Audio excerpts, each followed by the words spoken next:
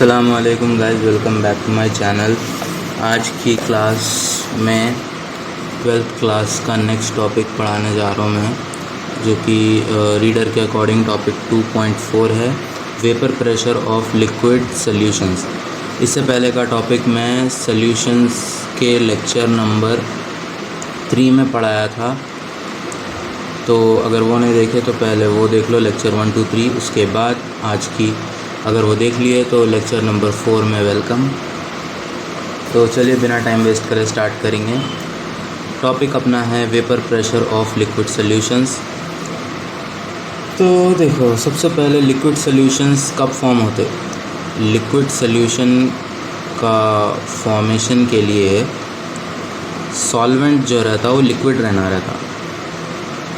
Solvent must be liquid, ये point याद रख लो। सॉल्वेंट लिक्विड है तो सल्यूट आपका कुछ भी रहो चलता, ठीक है। सल्यूट कैन बी गैस और सॉलिड और लिक्विड, डजेंट मैटर, ठीक है, कुछ भी रह सकता।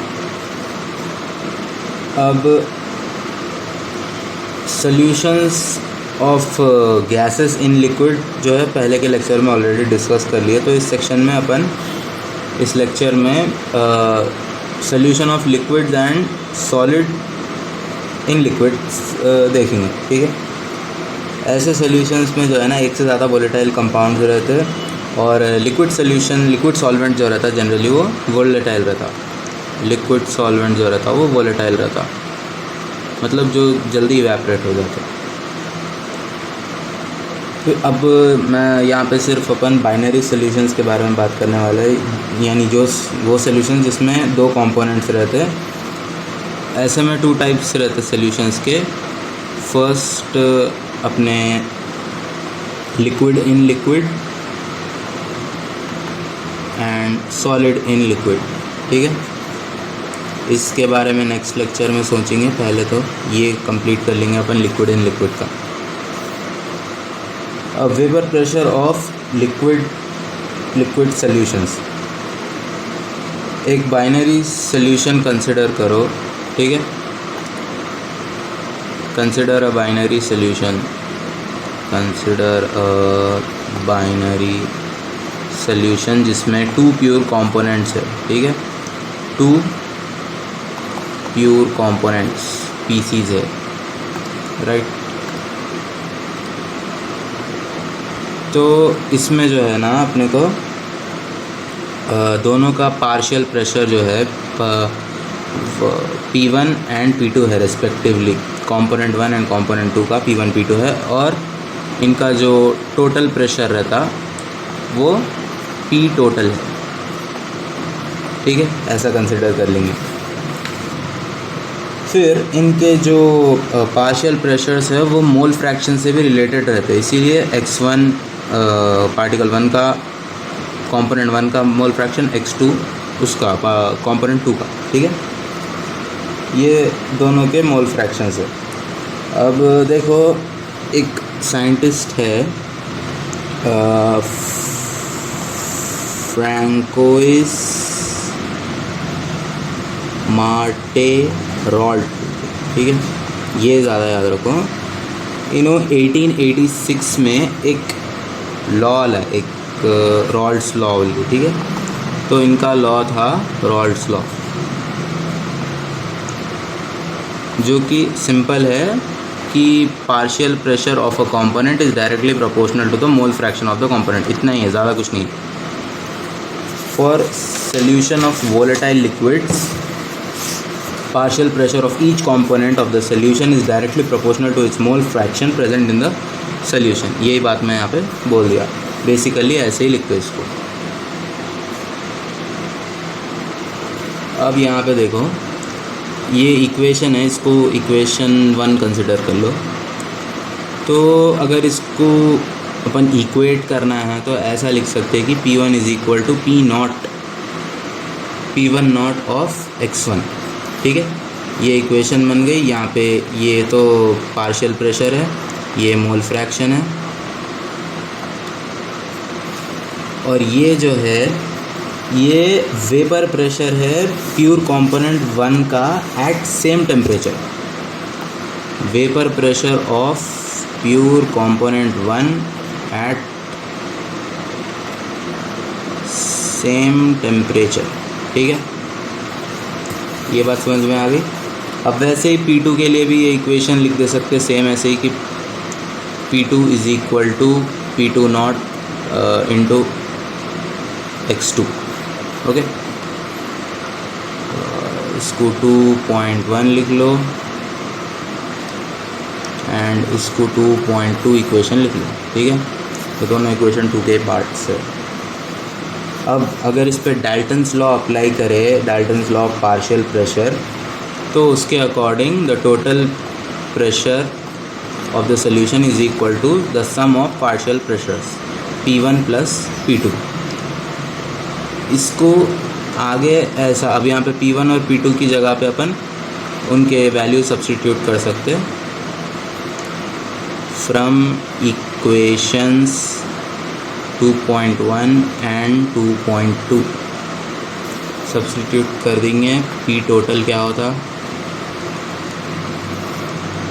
P1 not x1 plus P2 not x2। ठीक है, ऐसा होता। अब यहाँ पे देखो मोल फ्रैक्शन का मालूम है होगा कि जो सम रहता मोल फ्रैक्शन का x1 प्लस x2 जो रहता वो 1 रहता। ओके, तो यहाँ पे अपन किसी एक को ये इक्वेशन अप्लाई करके सब्स्टिट्यूट कर देना, किसी एक को हटा देना टर्म को, x1 को या x2 को। कैसा, अब जैसे कि यहाँ पे तो x1 को हटाए, मैं भी x1 को एलिमिनेट कर देता हूँ। कैसा बोल दो, P total is equal to P1 naught times 1 minus x2 plus P2 naught times x2। फिर this is equal to P1 naught plus P2 naught minus P1 naught into x2। ऐसा किसी एक मोल फ्रैक्शन से इसको relate कर दिए total pressure को अपन। Okay, तो ये इक्वेशन से दो कंक्लूजन्स आ गए अपने को। पहला ये कि total vapour pressure can be related to the mole fraction, total Vp is related to mole fraction. Second, total vapour pressure of the solution varies linearly with the mole fraction of component 2। ठीक है, total vapour pressure जो है ना linearly vary करता with the vapour pressure of component 2। Okay, ये इस equation से direct समझ में आ जा रहा। थर्ड भी एक है,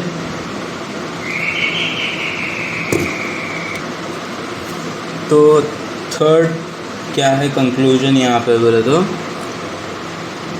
depending on vapour pressures of component 1 and component 2, total vapour pressure of the solution जो रहता ना, टोटल वेपर प्रेशर डिक्रीजेस और increases depends on mole fraction,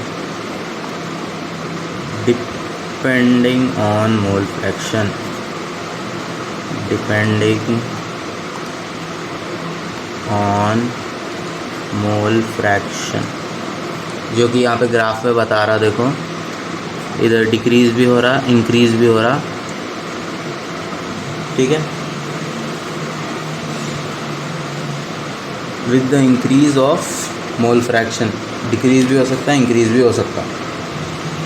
अगर एक प्लॉट ड्रॉ करे ग्राफ पे P1 और P2 वर्सेस P1 या P2 versus mole fraction x1 x2 एक सोल्यूशन के लिए, तो लीनियर प्लॉट आता अपना, जैसा कि यहाँ पे ये फिगर पे शो करे हुआ है।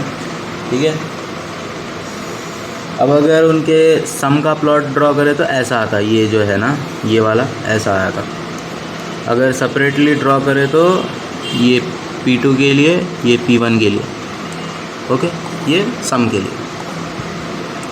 तो ये इमेज भी रेफ़र कर लो, है मैं दिया सो PDF में है, लिंक इन डिस्क्रिप्शन। ओके, अब ये प्लॉट से अपन जो है ना इधर इक्वेशन बना सकते हैं एक और एक डाल्टन्स लॉ यूज़ करके। क्या रहती बोले तो बेसिकली वो P1 is equals to Y1 into P total, ठीक है, and same for P2 is equal to Y2 P total. ये P बेसिकली स्मॉल है, मैं यहाँ पे कंफ्यूजन नहीं होना चाहिए, बेसिकली स्मॉल पीस है। हाँ, तो ऐसा अब इसको इन दोनों को मिला के इन जनरल कैसा लिख सकते हैं इक्वेशन को, बोल तो Pi is equals to YI into P total, ऐसा लिख दे सकते। अब ये हो गई इक्वेशन 3 हो गई ना अपनी। तो ऐसे इक्वेशंस बन गए। ओके, तो अब नेक्स्ट अपन एक एग्ज़ाम्पल प्रॉब्लम करेंगे, जो कि नंबर इसका 2.5 है अकॉर्डिंग टू योर रीडर। मैं जो PDF दिया उसमें 1.5 होगा बेसिकली, बिकॉज़ वो थोड़ा डिफरेंट है मेरी रीडर से। खैर जो भी है, ठीक है, 1.5 लिखो। तो ये देखो, vapour pressure of CHCl3 chloroform and dichloromethane CH2Cl2 is dichloromethane and this is chloroform at 298 Kelvin are 200 mmHg and 415 mmHg respectively। Vapour pressures दे दिए लोगों का। कैलकुलेट फर्स्ट, अपने को 2 चीज़ कैलकुलेट करने का है। First, calculate the vapour pressure of the solution prepared by mixing 25.5 gram of CHCl3 and 40 gram of CH2Cl2 at 298 Kelvin, same temperature पे। Okay, and second one, mole fraction of each component in the vapour phase. ठीक है, तो पहले अपन first वाला calculate कर लेंगे। पहले अपन इन दोनों के मोलर मासेस निकाल लेंगे, क्योंकि अपने को नंबर ऑफ मोल्स कैलकुलेट करना है ना। तो मोलर मास ऑफ CHCl3, पहले CHCl3 का निकालेंगे, कैलकुलेट कर लेंगे। 12 टाइम्स 1 मतलब 1 है ना कार्बन, फिर +1 हाइड्रोजन प्लस 3 क्लोरीन्स। क्लोरीन का रहता 35.5 इंटू 3 119.5 होता है ये ग्राम पर मोल। ठीक है, सेम वैसेज मोलर मास अगर कैलकुलेट करें CH2Cl2 का, तो 12 times 1 plus 1 times 2 plus 35.5 times 2 is equal to 85 gram per mole. ठीक है, अब नंबर ऑफ मोल्स कैलकुलेट कर लेंगे। मोल्स कैलकुलेशन, पहले CH2Cl2 इज इक्वल टू, इसके यहाँ पे क्वेश्चन में कितने मोल्स यूज़ कर रहे हैं अपन, 40 कितना अमाउंट यूज़ कर रहे हैं, 40 ग्राम्स, इसीलिए 40 ग्राम्स डिवाइडेड बाय 85 है ना, 85 ग्राम पर मोल। ग्राम ग्राम कैंसिल, और इन दोनों का अगर डिवीज़न करें तो 0.47 यूनिट में मोल। ऐसे अगर CHCl3 का कैलकुलेट करें तो इसको कितना है, 25.5 ग्राम। 25.5 gram divided by 119.5 gram per mole. Gram gram cancel, और इन लोगों का डिवीज़न 0.213 मोल। ठीक है, इतना हो गया। अब टोटल नंबर ऑफ मोल्स लिखेंगे। Total moles is equal to 0.47 plus 0.213 0.683 moles, total moles ये है। ओके, ये टोटल मोल्स हो गए इन दोनों के। अब XCH2Cl2 यानी मोलैरिटी अगर इसकी कैलकुलेट करने गए CH2Cl2 की, तो number of moles of CH2Cl2 divided by total number of moles which is equal to 0.688। वैसे XCHCl3 का करे तो कैलकुलेट इसका क्या था 213 divided by 0.683 gives 0.312 moles. Sorry, mole fraction का यूनिट में रहता तो जस्ट 0.312 आता है।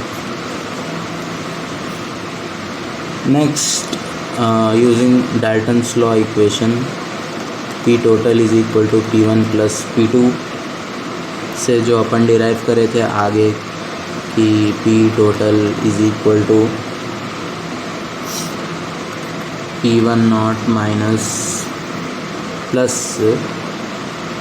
P2 naught minus P1 naught into X2 is equal to, ये क्वेश्चन में दिया हुआ था 200 plus 415 minus 200 multiplied by X2 कितना है अपना X2 0.688 के 0.688, ठीक है।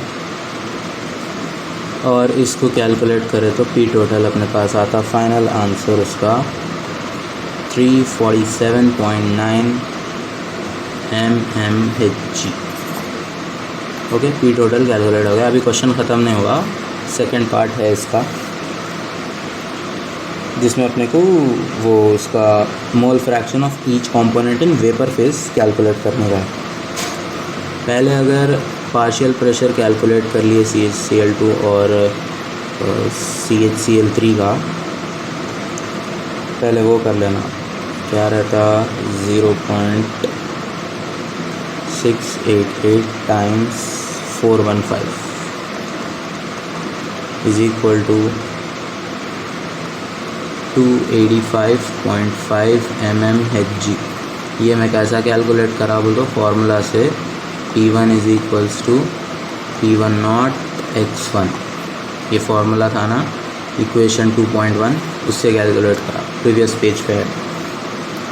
ऐसे ही same 312 times 200 is equals to something 62.4 mmHg। ये 2.2 इक्वेशन से कैलकुलेट करा। वैसे यहाँ पे अपने को y ऑफ CH2Cl2 कैलकुलेट करना है फ्रॉम द फार्मूला। वो फार्मूला क्या था, खैर मैं इक्वेशन लिख के बताता हूँ। इक्वेशन लिख दो के फार्मूला लिखता हूँ। PI is equals to YI into P total, ठीक है। ये फार्मूला से कैलकुलेट करना है।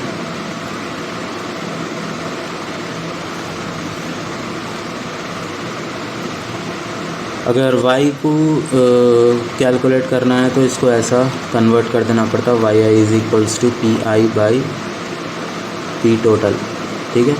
तो बेसिकली ये इक्वेशन यूज़ कर रहे हैं अभी अपन, इसको इक्वेशन 4 बना दो।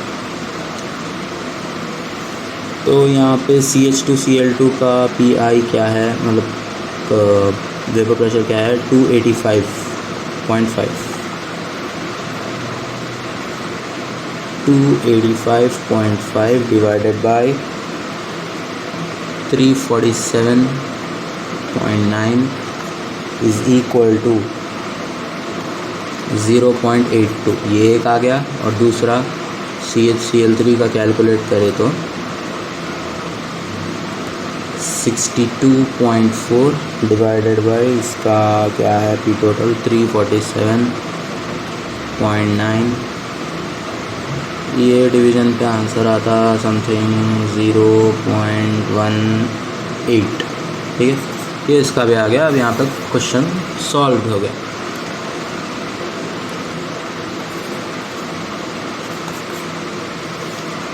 तो चलो ये एग्जाम्पल प्रॉब्लम यहाँ पे सॉल्व हो गया। नेक्स्ट क्या है अपने को, Raoult's law as a special case of Henry law.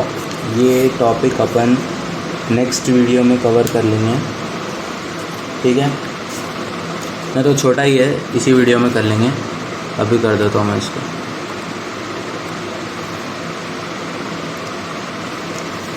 चलो आ गया न्यू पेज। यहाँ पे रॉल्ड्स लॉ के अकॉर्डिंग जो वोलेटाइल कंपाउंड्स का वेपर प्रेशर रहता वो ये इक्वेशन से लिखते हैं अपन P1 is equals to x1 P0 x1 P1 0। ठीक है, बस इन दोनों स्वैप हुए, पहले की इक्वेशन के वैसे सेम ही चले। अच्छा सा कलर बोलो, चलो ठीक, ओके, इतना ही है, ज़्यादा नहीं, डिफरेंस नहीं है। अगर गैस इन लिक्विड सॉल्यूशन है तो इनमें से एक कंपोनेंट तो इतना वोलेटाइल रहता कि वो गैस जैसा रहता। और ये हेनरी लॉ के अकॉर्डिंग अपन पहले देख लिए, इसकी इक्वेशन क्या रहती बोले तो गैस इन लिक्विड वाले की P is equals to KHX in which KH is Henry's constant. अगर इक्वेशंस को कंपेयर करें, हेनरीज लॉ और रॉल्ड्स लॉ के इक्वेशंस को कंपेयर करें, अब देख सकते हैं कि partial pressure of volatile compound और gas is directly proportional to the mole fraction. सिर्फ जो है ना प्रोपोर्शनैलिटी कांस्टेंट डिफरेंट है P1 नॉट से। ठीक है, तो रॉल्ड्स लॉ जो है ना एक स्पेशल केस है हेनरी लॉ के लिए, जिसमें KH इक्वल्स टू P1 आया था। ठीक है, Raoult's law is a special case for Henry's law where KH becomes P1 not. ठीक है, इतनी ही बात है और कुछ बिकम्स नहीं, sorry, KH is equal to P1 not. ठीक है, इतना ही डिफरेंस है, देख लो, ज़्यादा कुछ डिफरेंस तो है नहीं इन दोनों में, इतना ही डिफरेंस है। X भी वैसे है, P1 भी वैसे है, बस ये P1 नॉट की जगह यहाँ पे KH है। तो जिस हेनरी लॉ के जिस केस में KH P1 नॉट यानी पार्शियल प्रेशर के इक्वल हो जाता वो रॉल्ड्स लॉ। उतना ही बेसिक डिफरेंस है, कुछ ज़्यादा था नहीं इसमें, सिंपल सा कॉन्सेप्ट है। ठीक है, ये भी हो गया। नेक्स्ट वीडियो में अपन बात करने वाले हैं vapour pressure of solutions of solid in liquid. ठीक है, नेक्स्ट वीडियो में अपन देखेंगे solid in liquid solution in next class. तो तब तक के लिए take care and thanks for watching.